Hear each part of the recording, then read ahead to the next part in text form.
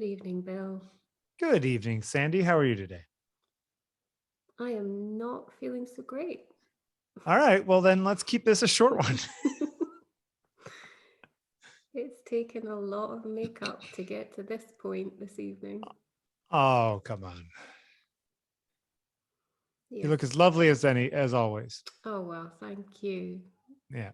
However, it did act as a bit of a driver in what I'm talking about or want us to talk about this evening. And I'm not quite sure where this is going to go. We've only got 2 images, so maybe we'll be short, but sometimes you can never tell with us. Comfort. Yeah. Comfort. What is comfort, Bill? Well, before I answer that, let me ask this question of you. Do you like comfort? Do you like being comfortable?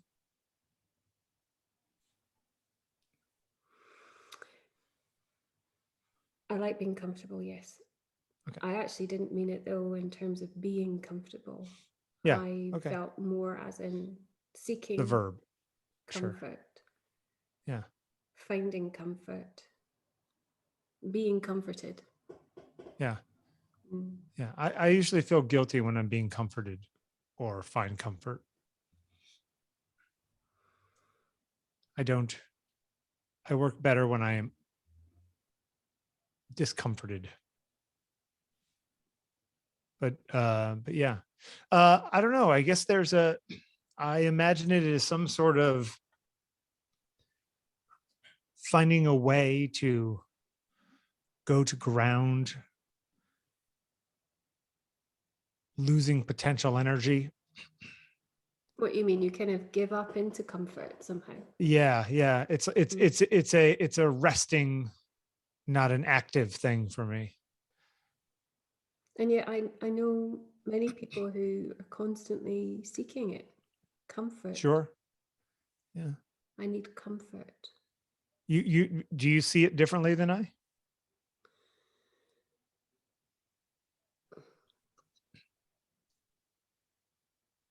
I Maybe mean, a it little. can be a resting place, but you also are seeking it out because you want that rest, you know. I watch myself seeking comfort and I wonder about it because I think there's a great trap in it and a kind of error. It's erroneous in some way to seek comfort, but How at the so? same time, just to be aware that perhaps one would seek comfort when one is sad or when things aren't going quite right, or any of the grand and terrible things that might happen in life where we feel like we need some support in some way and that comfort comes in. But that I wonder how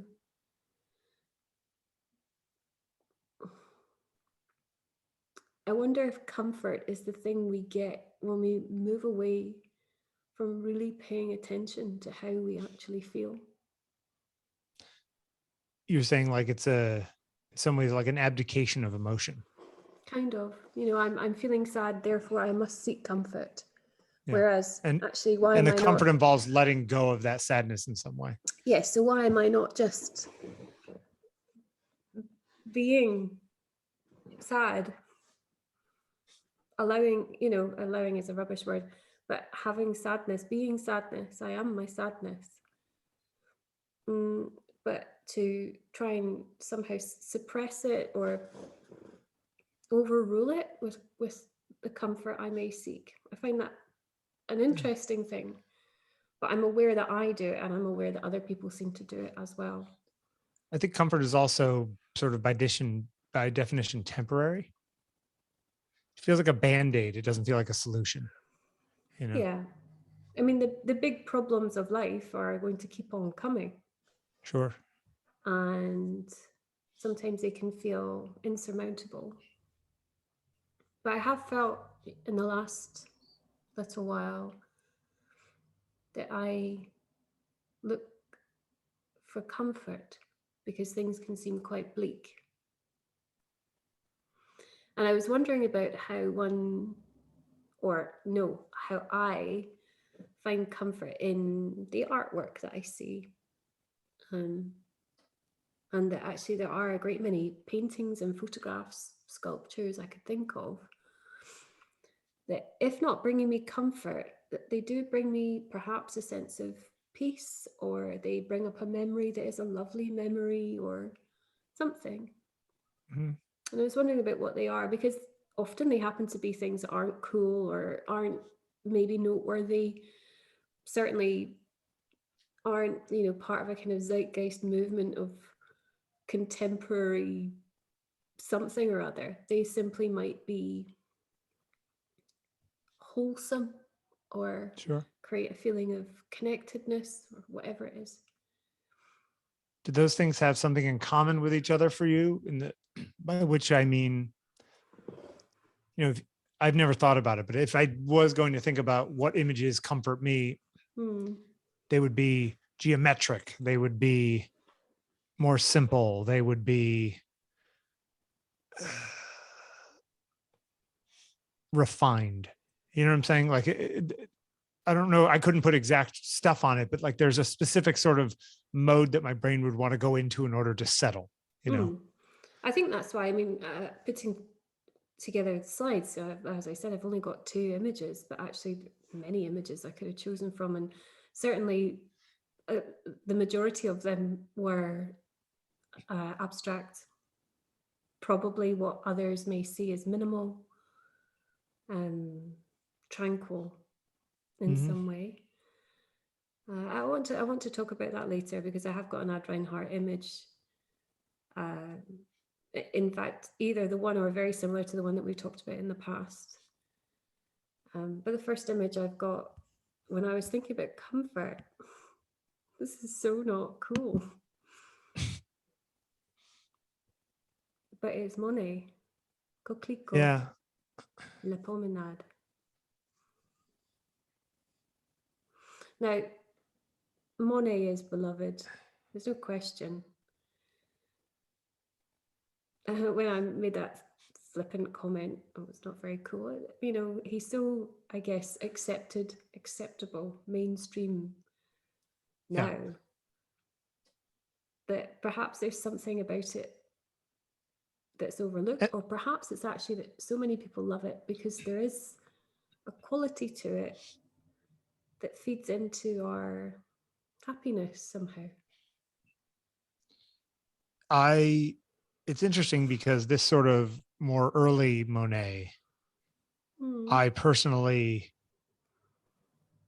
like better than a lot of the stuff that we see, at least that people sort of see as progenitors of sort of more contemporary 20th century art, tends to be the crazier, not the crazier stuff, but the more blurry stuff from later in his career. And I kind of like this better than that, but and yet this still feels like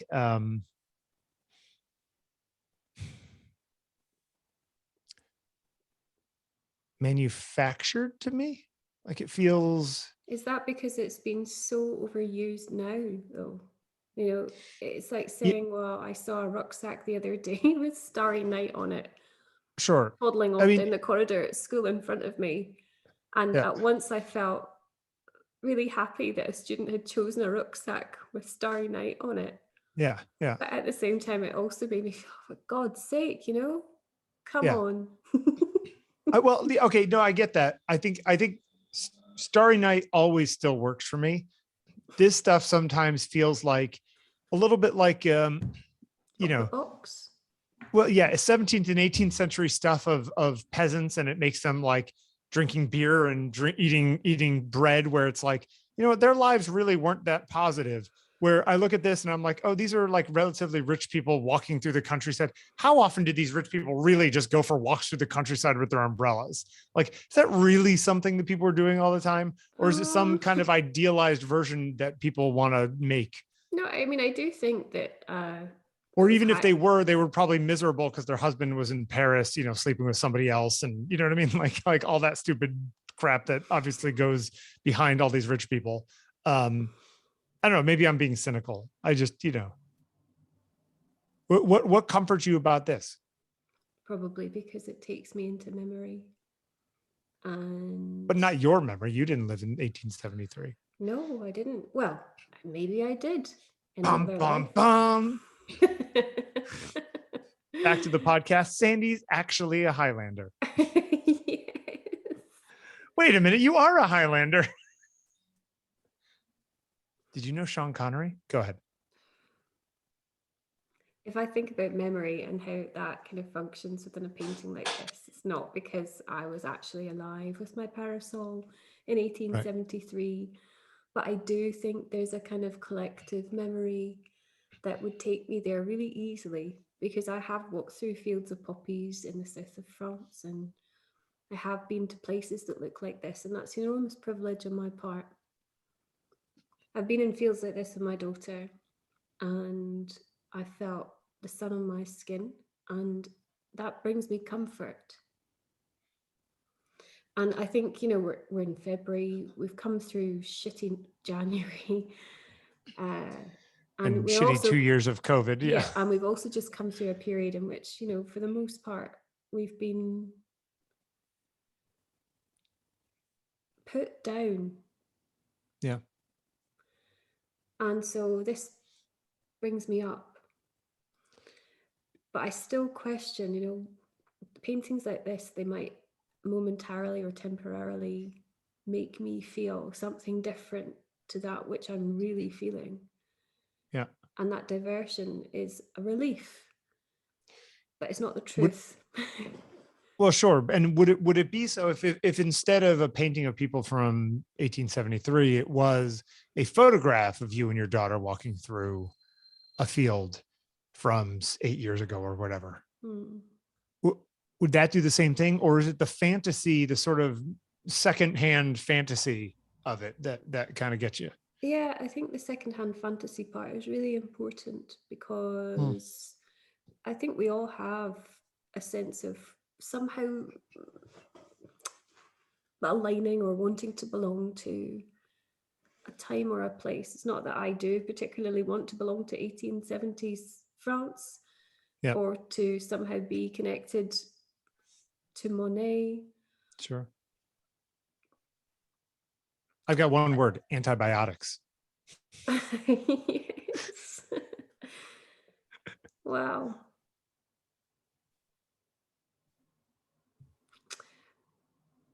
This is very subtle, and it's actually quite difficult to talk about. One, because if I talk about it and I really go full throttle into it, I might get upset and cry.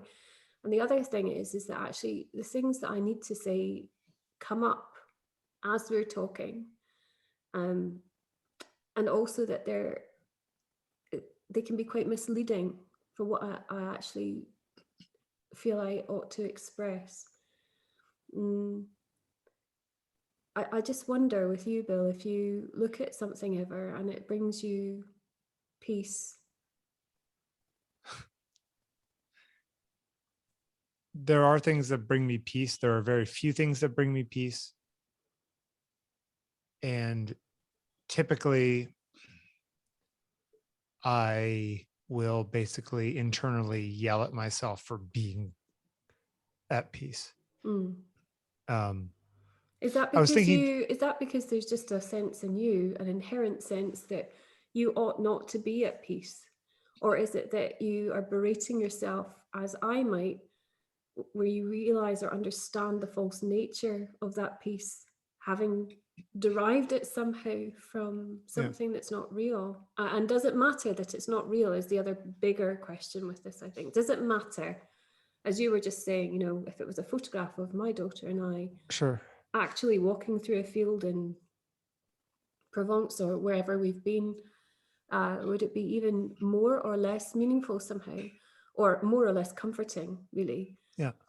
Or is it that, you know, the lie of it is the beautiful lie, the suspension entirely of my own life, which is maybe shit at times. Yeah.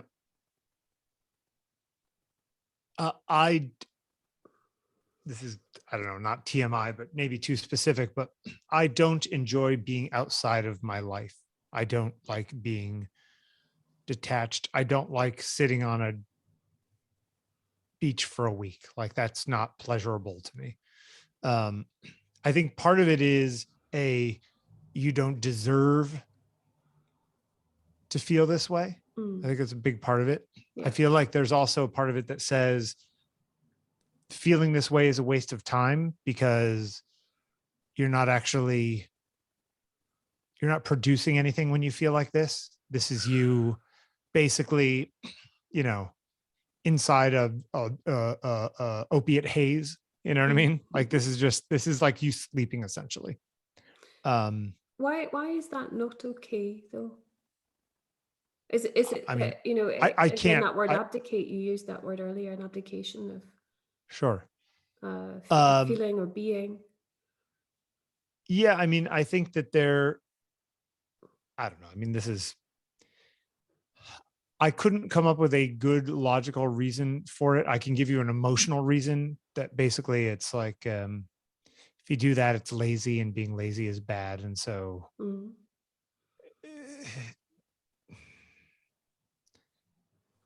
I know the times when I am happy, and when I'm happy is usually not when I'm at rest, it's when I'm in motion.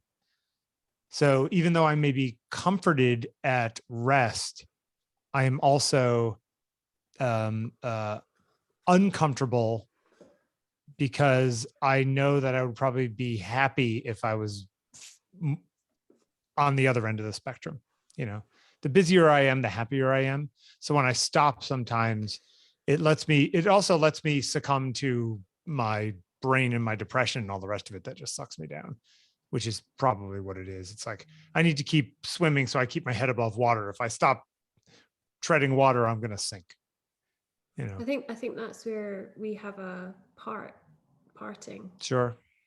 Because I find I become more anxious in the long term when I fill myself up with busyness, and it becomes overwhelming to me. Sure. And I mean, I've experienced that now in various episodes through the past probably 10 years of my life. And I mean, beyond that, but I've felt it more acutely as I've gotten older and got more responsibility, being a parent, having a at least semi-responsible job, maintaining a veneer of professionalism, and it is a veneer. And a lot of people who know me well would see through it, but nonetheless, it's a veneer. But did you think about those things before you had kids, before you became a teacher, before you know what I mean? Like, were those part of the equation when you were making those decisions in life? I sometimes really worry that I've been such a passenger in my life. Yeah.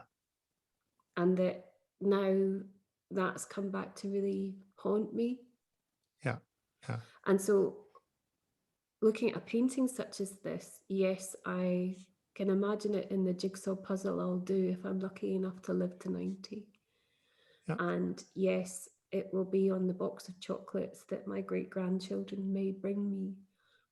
But there is still something about it that's of usefulness.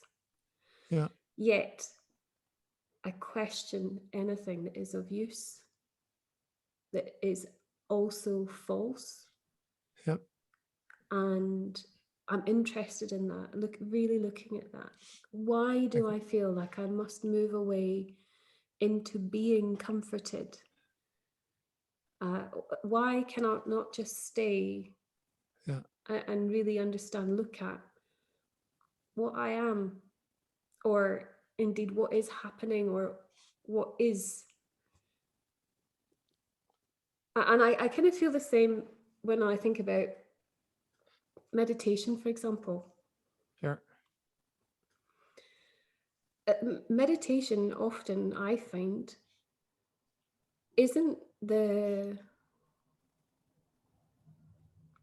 thing it's sold as.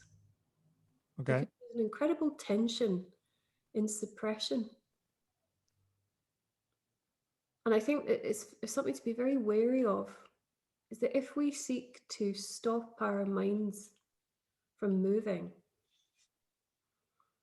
the intention to stop gets in the way of the thing I think we will somehow achieve. Yeah, but isn't there an argument with, say, meditation, for instance, that it's not about stopping your mind, it's about letting your mind do its thing and don't grab onto any of the things that come up. You know what I mean? Like don't But like look at let that. it wash over you, you know? Let it. Look at that. Yeah. Allowing, letting. Yeah. Allowing is an action. Letting Sure. creates tension. Yeah. All these things are very tricksy. And I know this is quite a loose thing in one way to try and talk about it. It's very difficult to approach. I'd love to talk about this in a, you know, we could do it across many prompts, but actually I don't think we need the visual prompts to do it either, do we? We could just talk about this.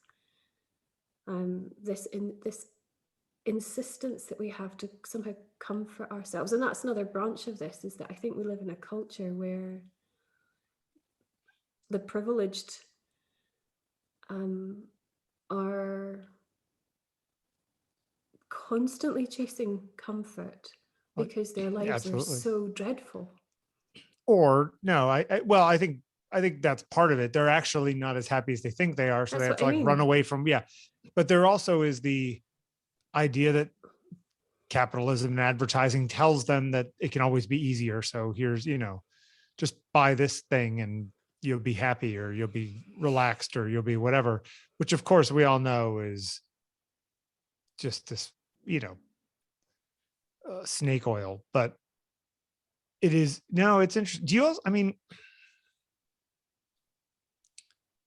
I think that there's also, to your grasping onto the abdicate word, there's also the idea that if you settle into comfort, somehow you don't need to make decisions anymore either. You know what I mean? Well, And I have a very powerful sense of, for example, bringing up a memory when I feel really low, of particularly the women in my family clustering round my grandmother and my mother to cosset me, which in itself is actually a very toxic memory, because they did do that when I was a child, and it was utterly claustrophobic at times. Why? Why I mean, not it? why was it? Why did it feel that way? Why were they doing it? Because I was a very sickly child. Oh, I see. Yeah, you could also say I was just a very sensitive child. Yeah. What comes unlike first? Today. Oh yeah. Like an armored vehicle. Oh yeah, you're a Humvee. Yeah, you too, Bill. It is, it's interesting because I also look at this, and except for the house in the distance, there is this nature, this sort of chaotic nature scene happening. And chaotic, I just mean that it's like unformed, right? I mean, this is just like natural space. And I was thinking about places where I would feel comfortable. And just for some reason, I don't know necessarily if this would be on my list, but one of the places I could certainly say, in the valley of Yosemite or something like that, right? There's these beautiful places, but also something like, the gardens of Versailles would be really satisfying to me, and sort of a, you know what I mean? The geometry of it all is somehow grounding. Well, I have to say at Versailles, there's a total and utter anxiety. Because of that structure. To control. Of course, yeah. Which is at once compelling and also terrifying. Really, I don't know if you've been to Versailles. And it is very pleasing. It's very beautiful. But at the same time, I was very aware of deep. And the dozens of people it took to keep it that way. Kind of, an anxiety somehow energetically there. It was really unpleasant. Well, it's also a very 18th century, same thing with all these English homes where they were English gardens and everything. Like the geometry and the symmetry is closer to God and all that crap, so you understand why people did it. And there's certain satisfaction of that control, but that it's interesting though, that that comforts me, but I am also saying that I feel more comforted in a lot of ways when my hands are on the rein and I'm busy, where you are the opposite. You know what I mean? Yeah, I mean, I think part of the problem I'm finding in my life now is that I don't feel like I ever have any space. Now, that's also ridiculous because I know that when I have lots of space and when I'm completely alone, I'm overcome with an incredible fear. And the loneliness is biting. And, you know, again, one could say there's an irony because I feel so terribly lonely, even when I am surrounded by 1,000 people in a school or Sure. 3 other humans in a house. Yeah. I wonder, you know, this is related to the pandemic, you know, with a bit more easing of restriction and I'm able to go to places that I genuinely love, even if by myself, that I'll somehow discover a living comfort that is actually truthful. But if I look for it, you know, it's kind of like a Zen parable, isn't it? It's like if I look for it, I'm not going to find it. And you're assuming that it exists anywhere. Well, have you ever felt profoundly comforted? No. Hmm. But I don't think I've ever actually felt profoundly happy either. Well, I was going to say there's a link between many of these things. Comfort, again, lazy language is kind of my buzz phrase at the moment, and I try to pick myself up on it, and certainly I'm picking up my students on use of lazy language just now. Comfort may be interchangeable with happiness. Comfort I think they're actually may be an distinct things that obsolete, overlap. Sure, well, yeah. but it also may be an obsolete word. Comfort actually may not be the thing we're really talking about. Yeah. I was thinking about, so since the beginning of the year, since December 28th or something, I row on my rowing machine. That's my exercise. And I have rowed 10,000 meters every day since December 28th, which is like, 50 something days in a row at this point, which is kind of stupid. I really should take days off and let my body, go back and whatever it is. But now I'm on a streak. I don't want to break the streak. And that's how my mind works. And it's stupid and whatever.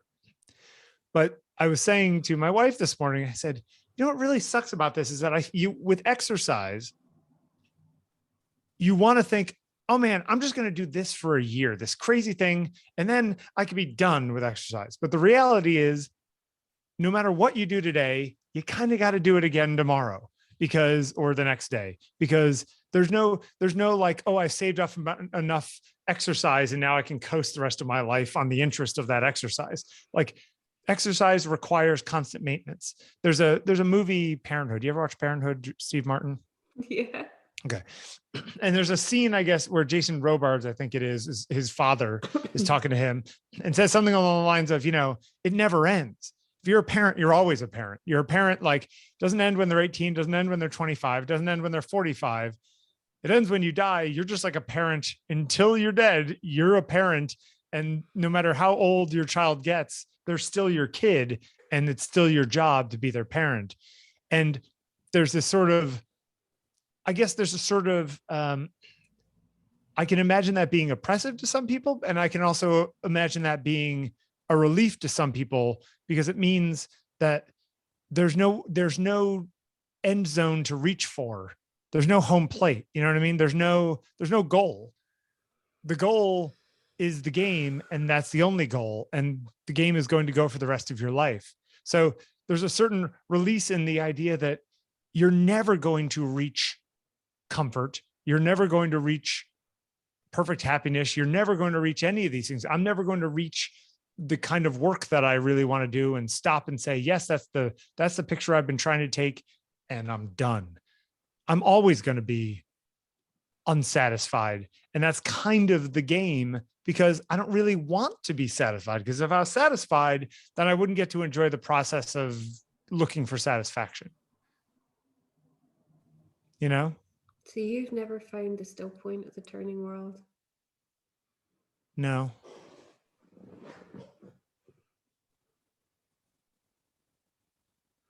Maybe I will someday, but I haven't found it yet. I think it's an illusion.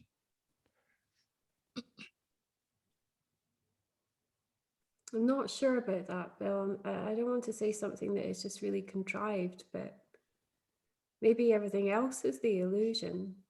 And Maybe. all we do is take ourselves away from stillness.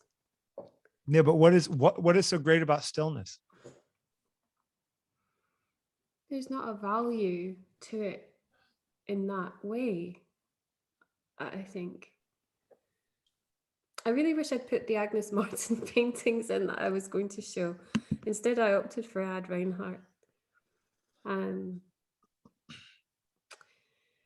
Agnes Morton, one of my all-time favorite painters. I think, 2015, I think it was, she had a solo show retrospective at the Tate Modern, and I went, and it was like a pilgrimage. I mean, I go to Tate Modern a lot, as you realize, but that particular time was very specific. It was like I was going to be with Agnes, and somehow, I don't know, commune with her or something. Anyway, I didn't put Martin's work in. Did it work? I think what I discover is that I find a different route to that communion that doesn't have to be about being in Tate Modern. Yeah, okay. But nonetheless, thinking about Agnes Martin's work, I mean, she was very close with Reinhardt. What you were saying earlier about kind of like repetition and things that are kind of visually rhythmic, very pleasing. Her work is that way. It's meditative in that sense. And actually, we know her keen interest in Taoism and Eastern philosophy and Krishnamurti and things that I also take great interest in. Kind of can be found in the surface of her work, and in the depth of meaning in her work as well, of course, which is why, though people might class her as a minimalist, she very much aligned herself with abstract expressionism, because what she did was not intellectual, it was spiritual. Anyway, I mean, this is Reinhardt. And do you see this as the saturated light blue cross vertical, the strip vertical, and then the horizontal one going across the top? Or do you see it as 3 blocks across the top, 3 blocks across the bottom, and emptiness in the middle? No, I had a feeling you might ask me about this, and I wonder if we have talked about this before somehow, because I seem to recollect replying something. Did I say the same thing? Something like this came up before. I don't actually register those shapes particularly. I know they are there. Yeah. But I find this kind of work really hyper stimulating in one way. And the color is overwhelming for me. Now, in being overwhelmed, for me, there is also a sense of profound comfort that I could find, as I mentioned, with Agnes Martin's work. I could find it with Rothko's work. Yeah, it's so interesting, because I look at this and I just think I like see the three-dimensional topography of this thing, like almost like if you tilted it 45 degrees, it would become 3D, Well, yes, but in the presence of work like this, the things that we might feel or somehow come up upon in ourselves, everything else falls away. And that is a comfort. Back to this sense of maybe being alone, that being alone with this. Yeah. I also want to say, you're going to hate this because it is pretty woo. that I had somebody that I cared a lot about who was training to be a rolfer. I didn't know a particular amount about rolfing, but knew a little bit at least, and found out more as time went by. And anyway, he very briefly did some rolfing with me, and I had the craziest kind of total sensation awareness of being plunged or risen up into total blue. Okay. I don't know if you can call that like an out of body experience, but it seemed to very much be aligned with something very deep within me. Something, I'm not going to say primal because maybe that's too human. Primordial. Sure. Perhaps, I don't know. But as if being in the pool at the bottom with the blue above you and all around you, and looking up and seeing this square of space get smaller somehow, which for some people, I understand that sounds terrifying. But it was startling, yet at the same time, deeply comforting. And this reminds you of this? I mean, this kind of work already, you know, that, for example, Barnett Newman Cathedra, painted only a year before this, in many ways actually very similar. I've always liked work like this, but just that experience, which is relatively recent, makes me think of this painting. And so now this painting has another language to it, which becomes about a moment that I have actually experienced elsewhere that had nothing to do with the painting. It also, in then a roundabout way, reminds me of someone that I cared for. And in another way, it's going to bring up feelings of not just a sense of comfort and peace, but also now it's tinged with a kind of regret, pathos. It's very strange. Anyway, this is all quite esoteric this evening, but... Oh, I think it's where your mind is, which is fine.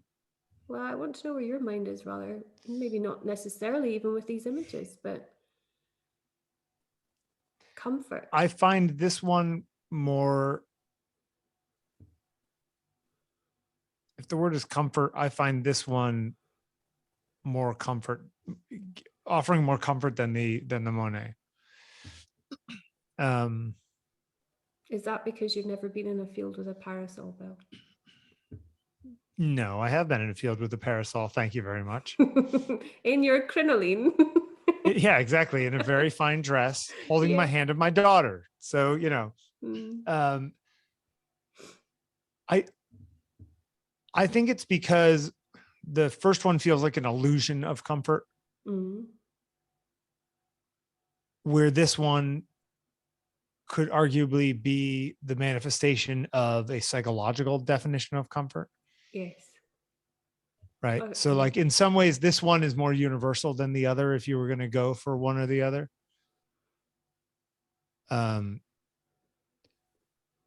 There's also the argument, you know, that could say that, you know, your concept of comfort doesn't necessarily need to be my sense of comfort.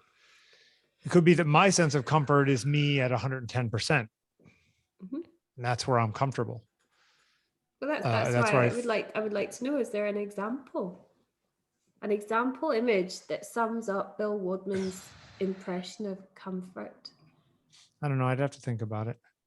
Do you get in a flow state when you're working? Sometimes I feel like I'm not operating myself. Yeah.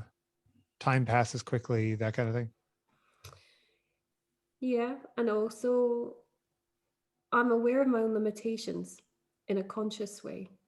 Sure. And in that, sometimes, I don't mean to suggest at all that I'm some great genius, but I'm aware often when I read things back that I've written, I think, where did that even come from? I'm not responsible for it. I couldn't take credit for it. I would Sure. take credit for it. I've penned it, so to speak. But it's come from so far beyond me, the sense Yeah. of I, some of it. And I can Yeah. always tell what work that is when I encounter it again. There's work that is very much caught in the ego, and I can hear myself through it. Yeah. But sometimes there are these other things, and I think that goes beyond what I know. It goes beyond my ability, Sure. my I think that, yeah, smallness. those places are easier to get almost when what I'm working on feels less mine and more inevitable. You know, like Explain there's that. a, Less I mean, I mine can and more only, inevitable. no, less mine and more inevitable. Mm. Like it's separate from me and it could only be that way. And yes, I'm taking credit for it in the sense that I made that thing and whatever. But in my own mind, it's like, yeah, that's not mine. That's, and I don't believe this is very woo, but that one is the muses. That has nothing to do with me. That one came out good, and not because I'm good at what I do, but because I got lucky. That kind of feeling. So the fates intervened. No, I just got lucky. Oh, what's luck? A statistical probability for you to do something good every once in a while, just by pure My statistical chance. goodness. Oh my goodness. Bill Wadman. Hey, at least I'm, consistent. I'll tell you what, I will have a think about comfort images, and we can bring up one of mine next time, Okay. if that's fair. It's not tit for tat, for It's goodness going to be a sake. tough one though. She's like, you don't get to show every time. What were you thinking? I know. Who do you think's in control of this thing? It ain't me. Bye, Bill. Bye, Sandi.